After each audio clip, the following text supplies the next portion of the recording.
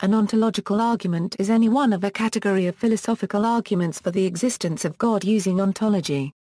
Many arguments fall under the category of the ontological, but they tend to involve arguments about the state of being or existing. More specifically, ontological arguments tend to start with an a priori theory about the organization of the universe. If that organizational structure is true, the argument will provide reasons why God must exist. It is widely accepted that the first ontological argument was proposed by Anselm of Canterbury in 1078 in his Proslogion. Anselm defined God as that than which nothing greater can be conceived, and then argued that this being must exist in the mind. Even in the mind of the fool who denies the existence of God. He suggested that, if the greatest possible being exists in the mind, it must also exist in reality. If it only exists in the mind, a greater being is possibly one which exists in the mind and in reality. Therefore, this greatest possible being must exist in reality. 17th-century French philosopher René Copyright Descartes deployed a similar argument. Descartes published several variations of his argument, each of which centered on the idea that God's existence is immediately inferable from a clear and distinct idea of a supremely perfect being. In the early 18th century, Gottfried Leibniz augmented Descartes' ideas in an attempt to prove that a supremely perfect being is a coherent concept. A more recent ontological argument came from Kurt Paragraph Dell, who proposed a formal argument for God's existence. Norman Malcolm revived the ontological argument in 1960 when he located a second, stronger ontological argument in Anselm's work. Alvin Plantinga challenged this argument and proposed an alternative, based on modal logic. Attempts have also been made to validate Anselm's proof using an automated theorem prover. Other arguments have been categorized as ontological, including those made by Islamic philosopher Mullah Sadra. The first critic of the ontological argument was Anselm's contemporary, Gournaud of Marmoutiers. He used the analogy of a perfect island, suggesting that the ontological argument could be used to prove the existence of anything. This was the first of many parodies, all of which attempted to show that the argument has absurd consequences. Later, Thomas Aquinas rejected the argument on the basis that humans cannot know God's nature. Also, David Hume offered an empirical objection, criticizing its lack of evidential reasoning and rejecting the idea that anything can exist necessarily. Immanuel Kant's critique was based on what he saw as the false premise that existence is a predicate. He argued that existing adds nothing to the essence of a being, and thus a supremely perfect being can be conceived not to exist. Finally, philosophers including C.D. Broad dismissed the coherence of a maximally great being, proposing that some attributes of greatness are incompatible with others, rendering maximally great being incoherent. Classification. The traditional definition of an ontological argument was given by Immanuel Kant. He contrasted the ontological argument with the cosmological and physio-theoretical arguments. According to the Kantian view, ontological arguments are those founded on a priori reasoning. Graham Oppy, who elsewhere expressed the view that he sees no urgent reason to depart from the traditional definition, defined ontological arguments as those that begin with nothing but analytic, a priori and necessary premises, and conclude that God exists. Oppy admitted, however, that not all of the traditional characteristics of an ontological argument are found in all ontological arguments and, in his 2007 work Ontological Arguments and Belief in God, suggested that a better definition of an ontological argument would employ only considerations entirely internal to the theistic worldview. Oppy subclassified ontological arguments into definitional, conceptual, modal, Meiningen, experiential, mereological, higher order, or Hegelian categories, based on the qualities of their premises. He defined these qualities as follows: definitional arguments invoke definitions. Conceptual arguments invoke the possession of certain kinds of ideas or concepts. Modal arguments consider possibilities. Meiningen arguments assert a distinction between different categories of existence. Experiential arguments employ the idea that God exists solely to those who have had experience of him. And Hegelian arguments are from Hegel. He later categorized mereological as arguments that draw only the theory of the whole-part relation. William Lane Craig criticized Hoppes' study as too vague for useful classification. Craig argued that an argument can be classified as ontological if it attempts to deduce the existence of God, along with other necessary truths, from his definition. He suggested that proponents of ontological arguments would claim that, if one fully understood the concept of God, one must accept his existence. William L. Rowe defined ontological arguments as those that start from the definition of God and, using only a priori principles, conclude with God's existence. Development. Although the ontological argument may have been implicit in the works of Greek philosophers such as Plato and the Neoplatonists, the mainstream view is that the ontological argument was first clearly stated and developed by Anselm of Canterbury. Some scholars argued that the Islamic philosopher Avicenna developed a special kind of ontological argument before Anselm, but other scholars have doubted this position. Daniel Dombrowski marked three major stages in the development of the argument: Anselm's initial explicit formulation, the 18th-century criticisms of Kant and Hume, and the identification of a second ontological argument in Anselm's Proslogion by 20th-century philosophers. Anselm. Theologian and philosopher Anselm of Canterbury proposed an ontological argument in the second and third chapters of his Proslogion. Anselm's argument was not presented in order to prove God's existence. Rather, Proslogion was a work of meditation in which he documented how the idea of God became self-evident to him. In Chapter 2 of the Proslogion, Anselm defined God as a being than which no greater can be conceived. He suggested that even the fool can understand this concept, and this understanding itself means that the being must exist in the mind. The concept must exist either only in our mind, or in both our mind and in reality. If such a being exists only in our mind, then a greater being that which exists in the mind and in reality can be conceived. Therefore, if we can conceive of a being than which nothing greater can be conceived, it must exist in reality. Thus, a being than which nothing greater could be conceived, which Anselm defined as God, must exist in reality. Anselm's argument in Chapter 2 can be summarized as follows. 1. It is a conceptual truth that God is a being than which none greater can be imagined. 2. God exists as an idea in the mind. 3. A being that exists as an idea in the mind and in reality is, other things being equal, greater than a being that exists only as an idea in the mind. 4. Thus, if God exists only as an idea in the mind, then we can imagine something that is greater than God. 5. But we cannot imagine something that is greater than God. 6. Therefore, God exists. In Chapter 3, Anselm presented a further argument in the same vein. 1. By definition, God is a being than which none greater can be imagined. 2. A being that necessarily exists in reality is greater than a being that does not necessarily exist. 3. Thus, by definition, if God exists as an idea in the mind but does not necessarily exist in reality, then we can imagine something that is greater than God. 4. But we cannot imagine something that is greater than God. 5. Thus, if God exists in the mind as an idea, then God necessarily exists in reality. 6. God exists in the mind as an idea. 7. Therefore, God necessarily exists in reality. This contains the notion of a being that cannot be conceived not to exist. He argued that if something can be conceived not to exist, then something greater can be conceived. Consequently, a thing than which nothing greater can be conceived cannot be conceived not to exist, and so it must exist. This can be read as a restatement of the argument in Chapter 2, although Norman Malcolm believed it to be a different, stronger argument. Rene Copyright Descartes. Rene Copyright Descartes composed a number of ontological arguments, which differed from Anselm's formulation. Generally speaking, they are less formal arguments than natural intuition. Descartes wrote in the Fifth Meditation. But, if the mere fact that I can produce from my thought the idea of something that entails everything that I clearly and distinctly perceive to belong to that thing really does belong to it, is not this a possible basis for another argument to prove the existence of God?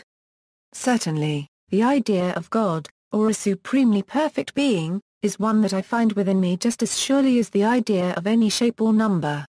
And my understanding that it belongs to his nature that he always exists is no less clear and distinct than is the case when I prove of any shape or number that some property belongs to its nature. Descartes argued that God's existence can be deduced from his nature, just as geometric ideas can be deduced from the nature of shape. As he used the deduction of the sizes of angles in a triangle as an example. He suggested that the concept of God is that of a supremely perfect being, holding all perfections. He seems to have assumed that existence is a predicate of a perfection. Thus, if the notion of God did not include existence, it would not be supremely perfect, as it would be lacking a perfection. Consequently, the notion of a supremely perfect God who does not exist, Descartes argues, is unintelligible. Therefore, according to his nature, God must exist. Gottfried Leibniz. Gottfried Wilhelm Leibniz saw a problem with Descartes' ontological argument, that Descartes had not asserted the coherence of a supremely perfect being. He proposed that, unless the coherence of a supremely perfect being could be demonstrated, the ontological argument fails. Leibniz saw perfection as impossible to analyze. Therefore, it would be impossible to demonstrate that all perfections are incompatible. He reasoned that all perfections can exist together in a single entity, and that Descartes' argument is still valid. Mullah Sadra. Mullah Sadra was an Iranian Shia Islamic philosopher who was influenced by earlier Muslim philosophers such as Avicenna and Suhrawardi, as well as the Sufi metaphysician Ibn Arabi. Sadra discussed Avicenna's arguments for the existence of God, claiming that they were not a priori. He rejected the argument on the basis that existence precedes essence, or that the existence of human beings is more fundamental than their essence. Sadra put forward a new argument, known as argument of the righteous. The argument attempts to prove the existence of God through the reality of existence, and to conclude with God's pre-eternal necessity. In this argument, a thing is demonstrated through itself, and a path is identical with a goal. In other arguments, the truth is attained from an external source, such as from the possible to the necessary, from the originated to the eternal origin, or from motion to the unmoved mover.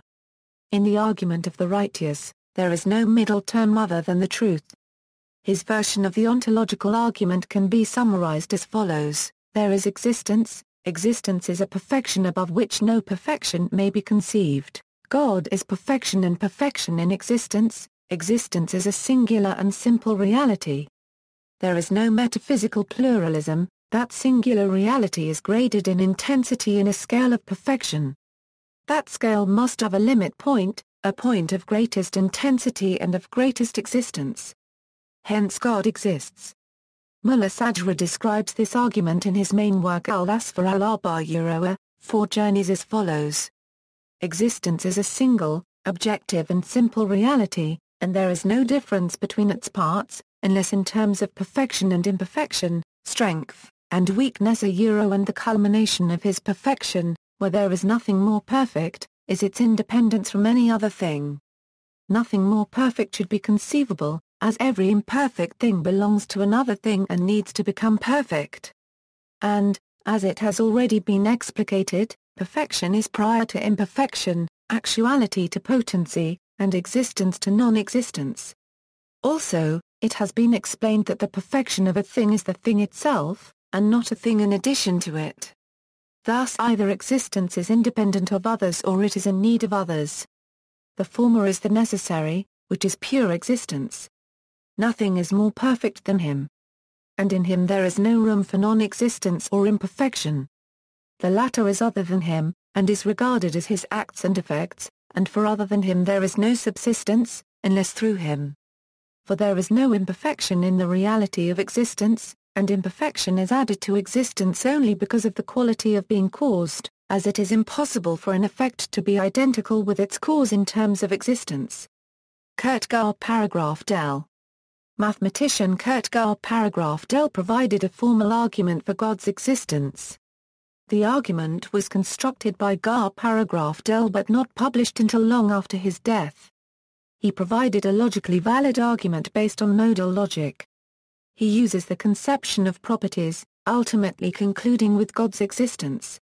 Definition 1. X is godlike if and only if X has as essential properties those and only those properties which are positive. Definition 2. A is an essence of X if and only if for every property B, X has B necessarily if and only if A entails B. Definition 3. X necessarily exists if and only if every essence of X is necessarily exemplified. Axiom 1. If a property is positive, then its negation is not positive. Axiom 2. Any property entailed by R that is, strictly implied by R a positive property is positive. Axiom 3. The property of being godlike is positive. Axiom 4. If a property is positive, then it is necessarily positive. Axiom 5. Necessary existence is positive. Axiom 6. For any property P, if P is positive, then being necessarily P is positive. Theorem 1. If a property is positive, then it is consistent, that is,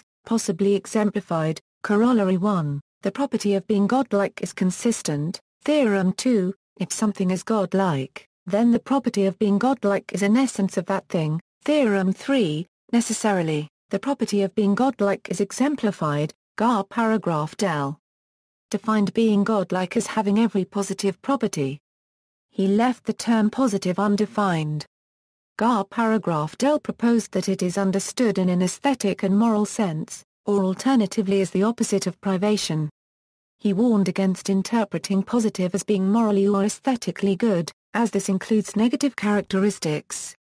Instead, he suggested that positive should be interpreted as being perfect, or purely good, without negative characteristics. Gar paragraph del's listed theorems follow from the axioms, so most criticisms of the theory focus on those axioms or the assumptions made. Oppie argued that Gar paragraph del gives no definition of positive properties. He suggested that if these positive properties form a set, there is no reason to believe that any such set exists which is theologically interesting, or that there is only one set of positive properties which is theologically interesting. Modal versions of the ontological argument. Modal logic deals with the logic of possibility as well as necessity. Paul Oppenheimer and Edward N. Zalter note that, for Anselm's Preslaugian Chapter 2, many recent authors have interpreted this argument as a modal one. In the phrase that than which none greater can be conceived, the word can could be construed as referring to a possibility. Nevertheless, the authors write that the logic of the ontological argument itself doesn't include inferences based on this modality. However, there have been newer, avowedly modal logic versions of the ontological argument, and on the application of this type of logic to the argument, James Franklin Harris writes.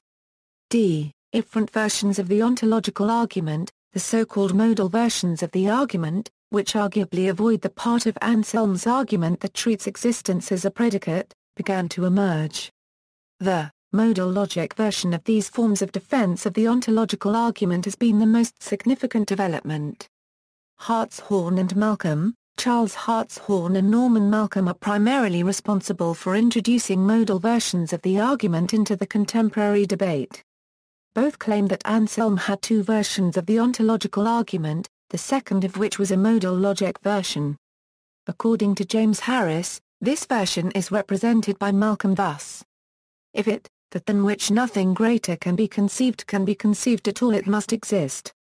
For no one who denies or doubts the existence of a being a greater than which is inconceivable, denies or doubts that if it did exist its non-existence either in reality or in the understanding, would be impossible. For otherwise it would not be a being a greater than which cannot be conceived. But as to whatever can be conceived but does not exist, if it were to exist its non-existence either in reality or in the understanding would be possible. Therefore, if a being a greater than which cannot be conceived, can even be conceived, it must exist. Hartshorne says that, for Anselm, necessary existence is a superior manner of existence to ordinary, contingent existence, and that ordinary, contingent existence is a defect. For Hartshorne, both Hume and Kant focused only upon whether what exists is greater than what does not exist. However, Anselm's point is that what exists and cannot not exist is greater than that which exists and cannot exist. This avoids the question of whether or not existence is a predicate.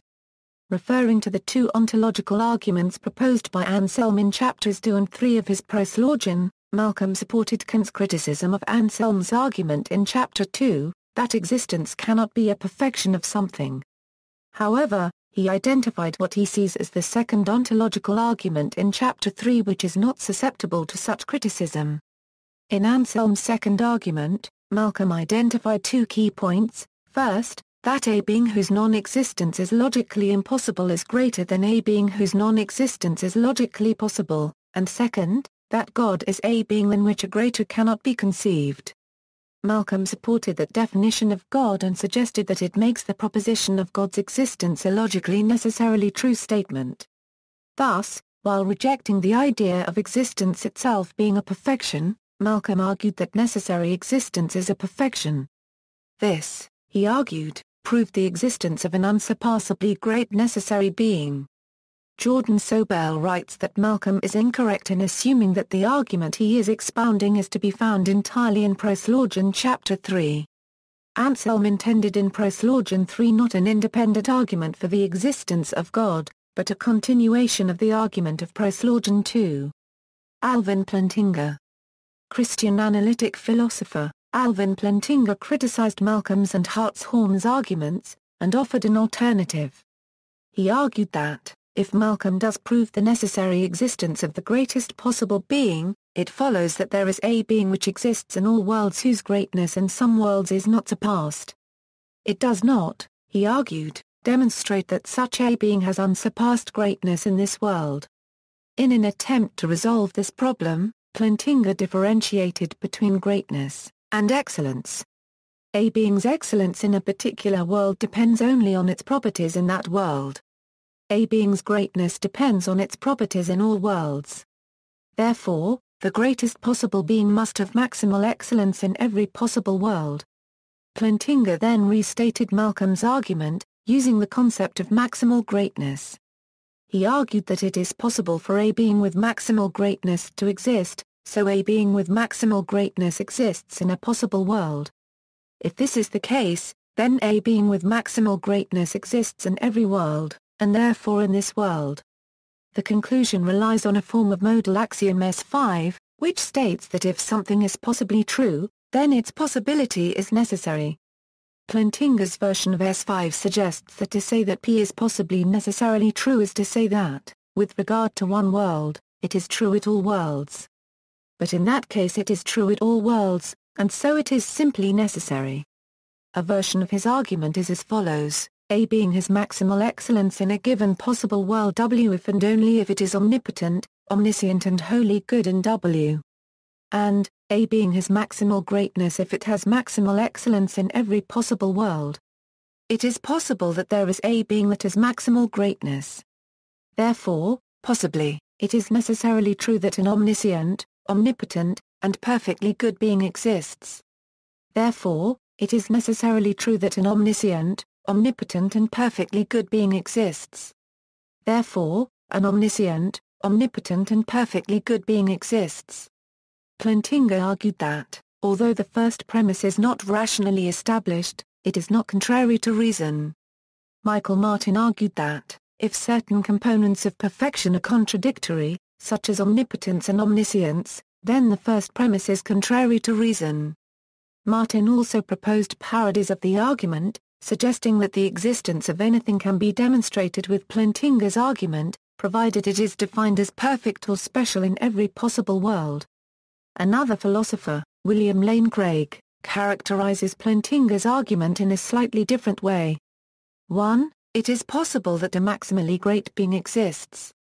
2. If it is possible that a maximally great being exists, then a maximally great being exists in some possible world.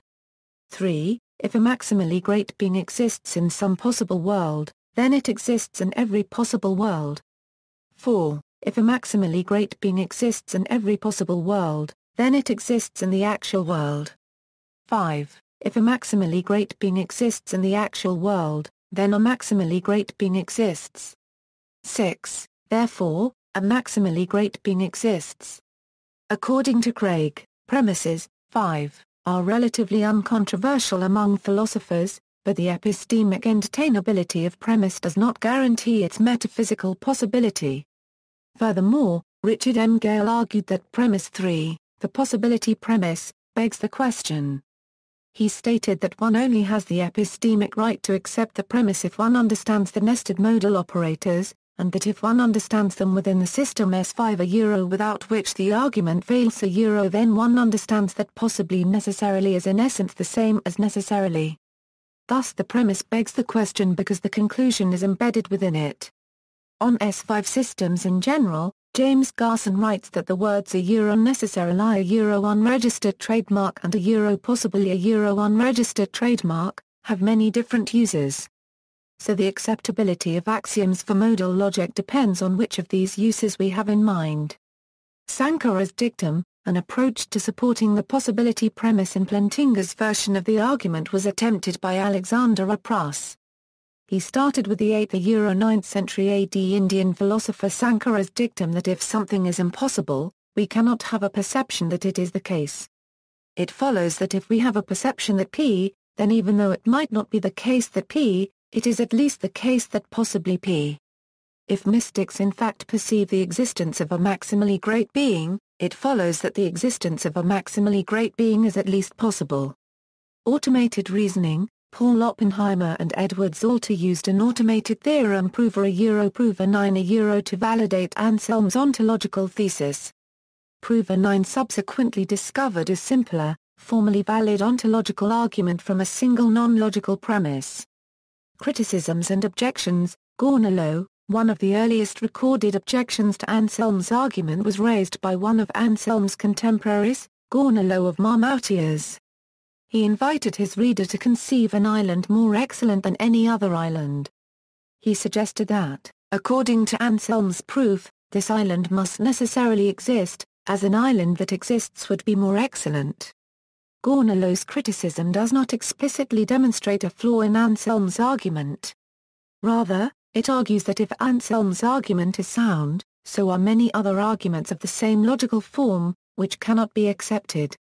He offered a further criticism of Anselm's ontological argument, suggesting that the notion of God cannot be conceived, as Anselm had asserted.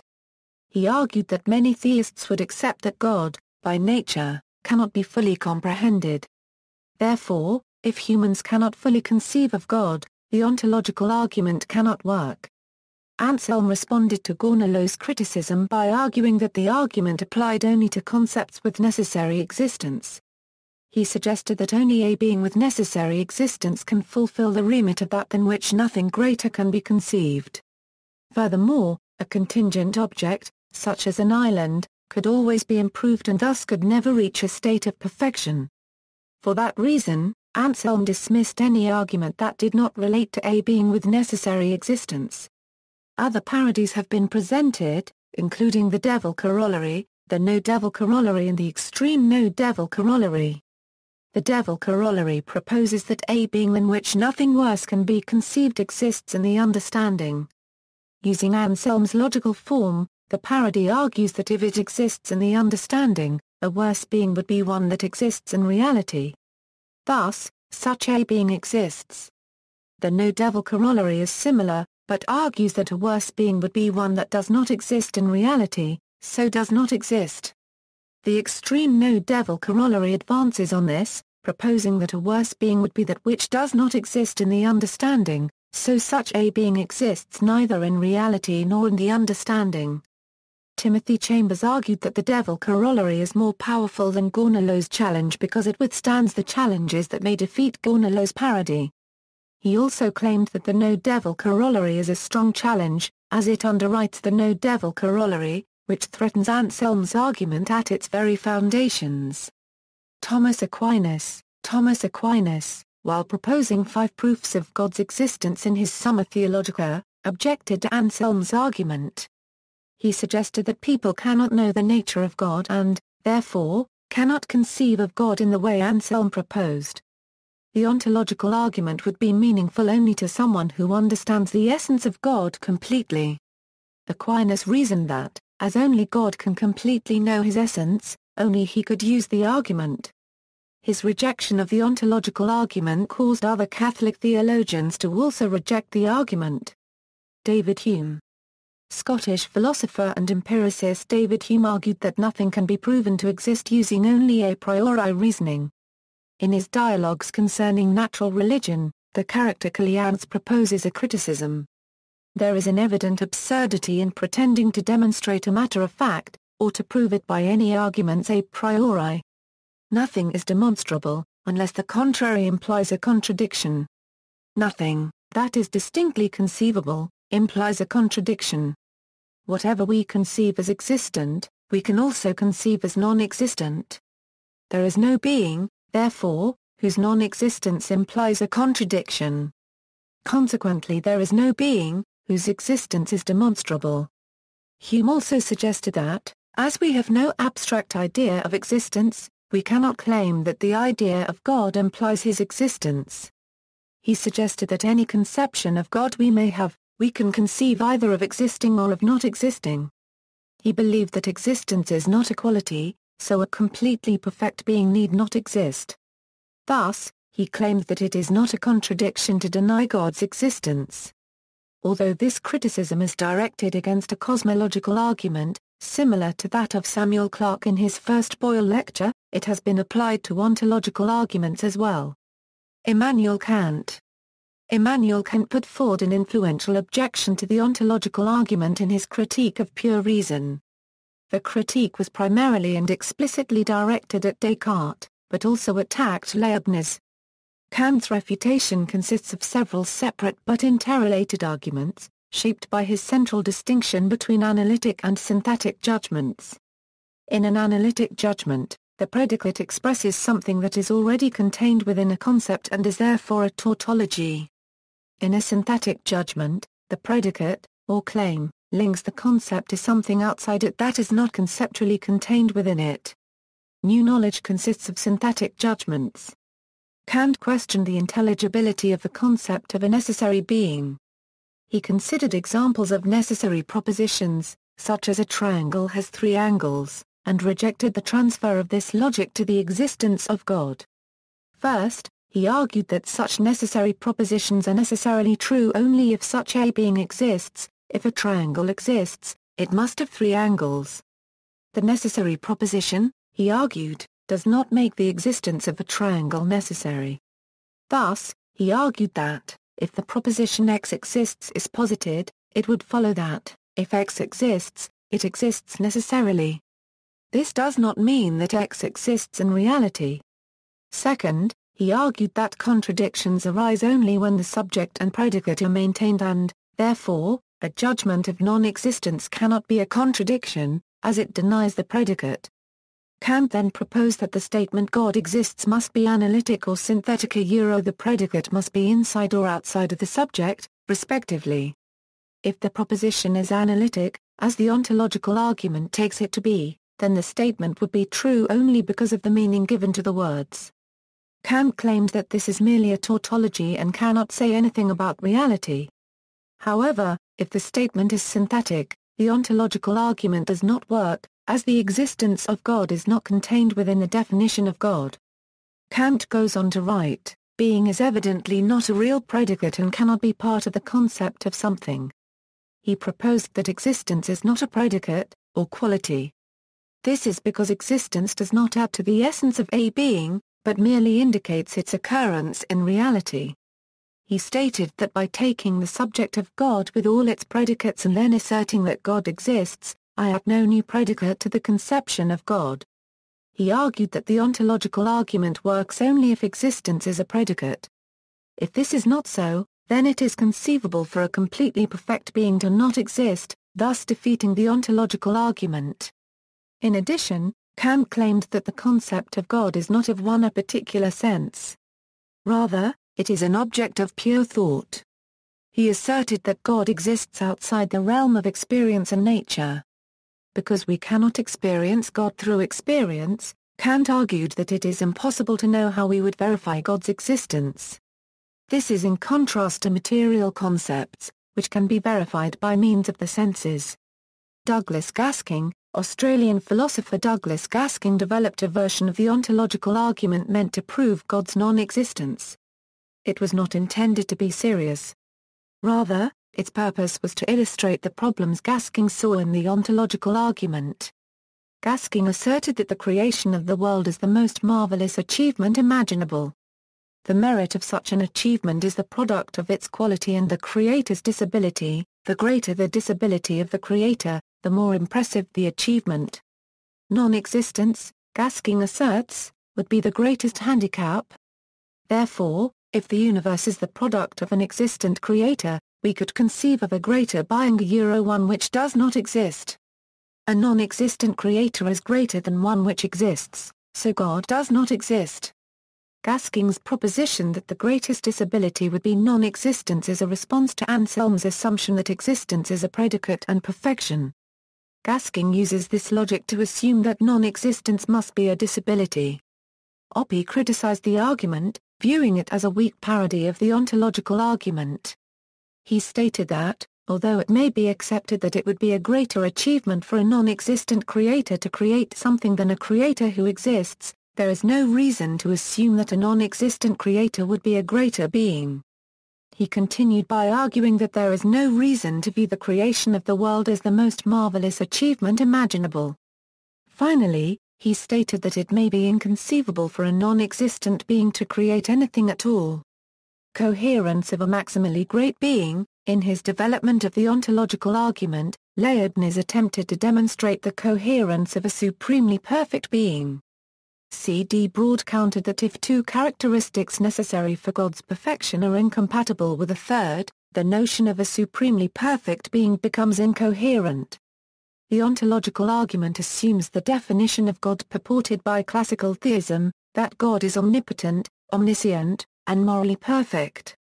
Kenneth A. Nahum claimed that omniscience and omnipotence may be incompatible. If God is omnipotent, then he should be able to create a being with free will. If he is omniscient, then he should know exactly what such a being will do.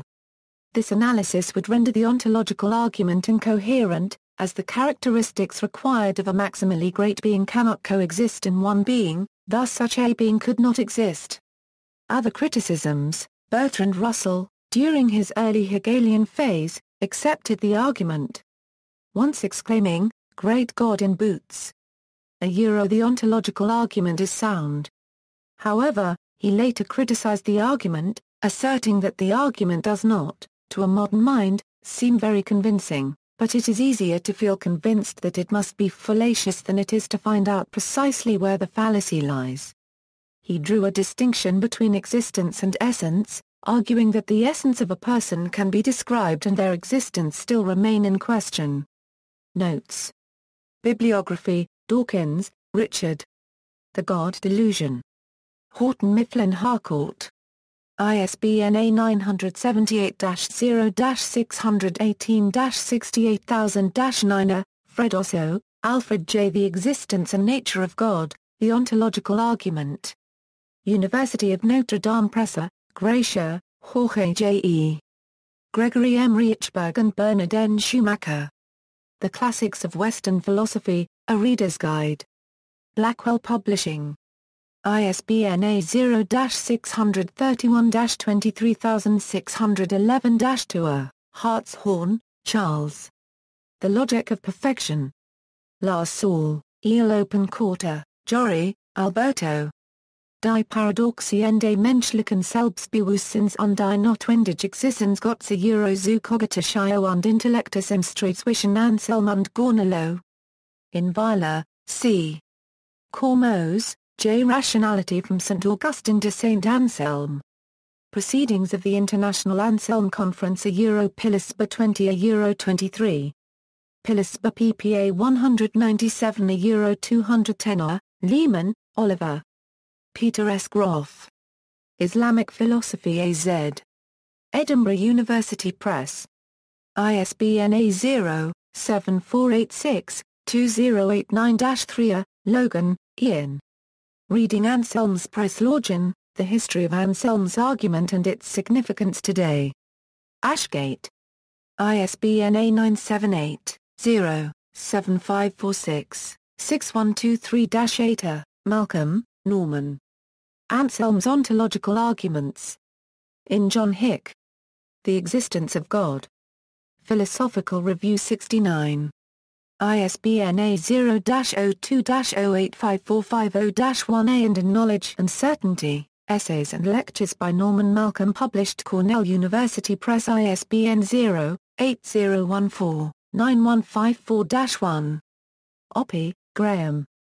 Ontological Arguments and Belief in God. Cambridge University Press. ISBN A978-0-521-03900-0. Plantinga, Alvin. The Ontological Argument from St. Anselm to Contemporary Philosophers. Garden City, New York, Doubleday. Plantinga, Alvin. God, Freedom and Evil. Grand Rapids, Michigan, Erdmans ppA 85 Euro 112. Plantinga, Alvin. Sennett, James F., ed. The Analytic Theist, an Alvin Plantinga reader. William B. Erdmans Publishing. ISBN A978-0-8028-4229-9. Satkowski, Miroslav. Ontological Proofs Today. Ontos Verlag. ISBN A978-0-8028-4229-9. External links, Graham Oppy, Ontological Arguments, Stanford Encyclopedia of Philosophy, Edward N. Zolter. Descartes Ontological Argument entry by Lawrence Nolan in the Stanford Encyclopedia of Philosophy, Kenneth E. Himmer, Anselm, Ontological Arguments for God's Existence, Ontological Argument entry in the Internet Encyclopedia of Philosophy, History of the Ontological Argument with an annotated bibliography, Medieval Sourcebook, Gornalo in Behalf of the Fool, and Anselm's Reply, Medieval Sourcebook, Philosophers' Criticisms of Anselm's Ontological Argument for the Being of God, Paul E. Oppenheimer and Edward N. Zolter, On the Logic of the Ontological Argument from James Tomberlin ed., Philosophical Perspectives 5, The Philosophy of Religion ppA 509 Euro 529. Gregory S. Neal, Anselm's Ontological Argument for the Existence of God from Grace Incarnate, Mishaj Nawaki, Anselm and Russell Logic and Logical Philosophy 15 355-368. Brown, Patterson.